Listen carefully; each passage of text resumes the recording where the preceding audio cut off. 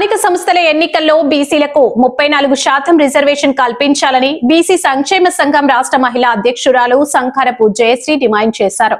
ఆమె శ్రీ సత్యసాయి జిల్లా అధ్యక్షుడు నామల శంకర్ ఆధ్వర్యంలో బీసీ నాయకులతో కలిసి పుట్టపర్తి కలెక్టరేట్ లో నిర్వహించిన పీజీఆర్ఎస్ లో జాయింట్ కలెక్టర్ మౌర్య భరద్వాజ్ కు వినతి పత్రం అందించారు.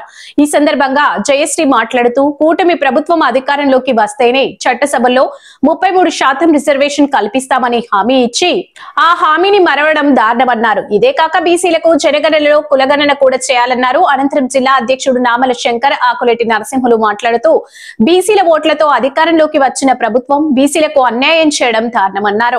తాము అడిగిన డిమాండ్లు నెరవేర్చకుండా ఇలాగే బీసీల పట్ల నిర్లక్ష్యంగా వ్యవహరిస్తే అన్ని కలెక్టరేట్ల ముందు ఆమరణ నిరాహార దీక్షకు దిగుతామని హెచ్చరించారు. ఇప్పటికైనా ప్రభుత్వం చిత్తశుద్ధితో బీసీలకు న్యాయం చేయాలని కోరారు.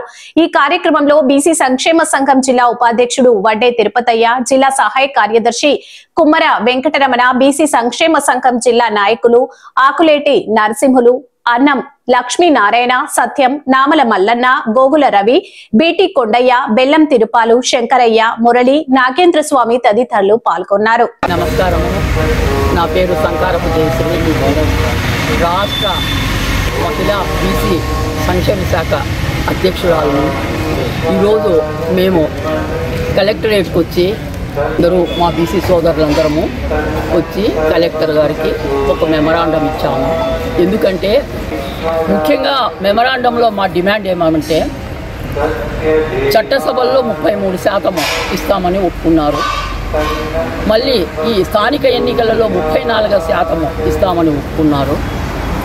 కానీ ఈ లోకల్ ఎలక్షన్లకు పోయే ముందు మాకు రిజర్వేషన్ ఇవ్వకోకుండా పోయేదానికి వీలు లేదని మేము నిరసన తెలియజేస్తూ అన్ని జిల్లాలలోనూ రాష్ట్ర వ్యాప్తంగా ఈ విధంగా మెమరాండం ద్వారా కలెక్టర్కి ఇచ్చేదాని ద్వారా మా వాయిస్ వినిపిస్తున్నామండి. మాకు లోకల్ ఎలక్షన్లో మీరు జనగణనతో పాటు కులగణన కూడా చేయండి అని డిమాండ్ చేస్తున్నాము. కులగణన చేసేదాని ద్వారా దామాస ప్రకారము ఏ నియోజకవర్గంలో మా కులాలు ఎంతెంత నిష్పత్తిలో ఉన్నాయని తేలిన తర్వాత ఆ నిష్పత్తి ప్రకారమే రిజర్వేషన్ ఇచ్చారనుకోండి, న్యాయం చేసిన వాళ్ళు అవుతారు, బీసీలకు న్యాయం చేసిన వాళ్ళు అవుతారు. ఎందుకంటే ఈ ప్రజాస్వామ్యంలో 70% మేము ఉన్నాము. ప్రజల కొరకు, ప్రజల చేత, ప్రజలకై అనేటప్పుడు ప్రజాస్వామ్యము. ఈ 70% ప్రజలను ఇగ్నోర్ చేసి 10 నుంచి 15% ఉన్న జనము నిర్ణయించేది కాదు రాజ్యాధికారము. కాబట్టి మాకు కూడా రాజ్యాధికారంలో మేము ఎన్నికల్లో నిలబడేదానికి అవకాశం కల్పించండి. మీరు ఈ రిజర్వేషన్ ఇవ్వలేదనుకో చారిత్రాత్మక తప్పిదం చేసిన వాళ్ళు అవుతారు. పోయిన కాలం అంతా మేము ఓట్లు వేస్తున్నాము. నుంచి ఆ రోజు స్వతంత్రం వచ్చిన రోజు నుంచి ఓట్లు వేస్తున్నాము, మేము గెలిపిస్తున్నాము, పక్కకు కూర్చుంటున్నాము. మేము ఎప్పుడు నిర్ణయాధికారులం అవుతాము, ఎప్పుడు మా జాతులకు మేము న్యాయం చేసుకోగలుగుతాం. పోయినంత కాలము వెనకబడిన జాతులుగానే ఉండమంటారా మమ్మల్ని? ఫైనాన్షియల్గా అయితేనేమి, సామాజికంగా అయితేనేమి, విద్యాపరంగా అయితేనేమి, రాజకీయ పరంగా అయితేనేమి మమ్మల్ని కూడా గెలిచేదానికి, మమ్మల్ని కూడా నిలబడేదానికి అవకాశం కల్పించమని ఇటు కేంద్రాన్ని మరియు రాష్ట్ర ప్రభుత్వాలని రిక్వెస్ట్ చేస్తూ ఈ మెమరాండము కలెక్టర్కి సమర్పిస్తున్నామండి.